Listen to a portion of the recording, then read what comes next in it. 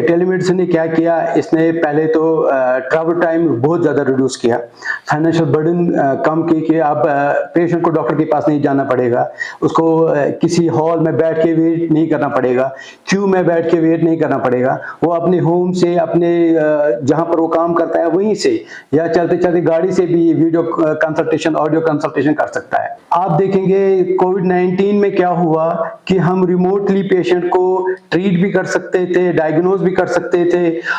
जैसे कि Indian government ने आरोग्य सेतु ऐप निकाली थी, हम आसपास में ये भी देख सकते हैं कि कौन पॉजिटिव है कौन नहीं है।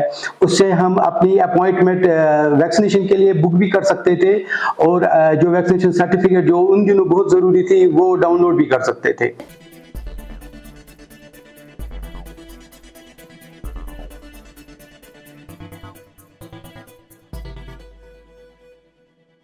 If if I'm finding it difficult to treat the patient and I want immediate attention and medical care to the patient, I get teleconsultation from the specialists like physicians, gynecologists, and others.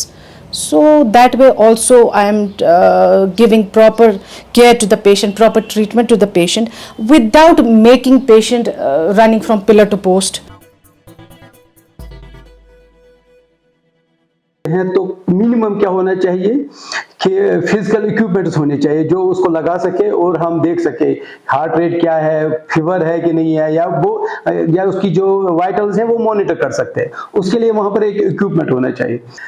आप देखेंगे जो urban area, जो major cities है हमारी, metropolitan cities है, वहां पर patients को दोनों चीजें अवेलेबल है। एक तो टेलीमेडिसिन भी अवेलेबल है और वो इन पर्सन विजिट बड़े बड़े अच्छे हॉस्पिटल में भी कर सकते हैं। तो वो क्या करते हैं, वो इन पर्सन भी जाते हैं और टेलीमेडिसिन भी, वीडियो कंसल्टेशन भी करते हैं। और जो रूरल एरियाज है उनको, इन बेचारों को के पास तो ये सुविधा ही नहीं है, ना इंटरनेट कनेक्शन है, ना उनके पास इक्विपमेंट्स है जिससे वो टेलीमेडिकेशन करेंगे। तो उनको हॉस्पिटल तो जाना पड़ेगा। कि ये पहले थे, आजकल तो जो भी पढ़ा लिखा है वो जानता है कि टेक्नोलॉजी ने कितना एडवांस किया है। पहले हिंड्रेंस आती है, हेजिस्टेंस होती है, क्योंकि लोग जानते नहीं है, और इसमें थोड़ा सा फाइनेंशियल बर्डन भी पड़ जाता है पेशेंट को। उनको कुछ ना कुछ इक्विपमेंट्स लेने पड़ते हैं। उनको पहले तो एंड्रॉइड फोन लेना पड़ेगा, उसके बाद उनको कम से कम एक इंटरनेट कनेक्शन होना चाहिए। तो अगर कोई ये बियर कर सकता है ये बर्डन, तो हर एक इंसान के लिए बहुत जरूरी है कि सिर्फ वो अपने मोबाइल को निकाल के फोन करके डॉक्टर उसके पास आएगा, वीडियो कॉन्फ्रेंस के जरिए या ऑडियो कॉन्फ्रेंस के जरिए।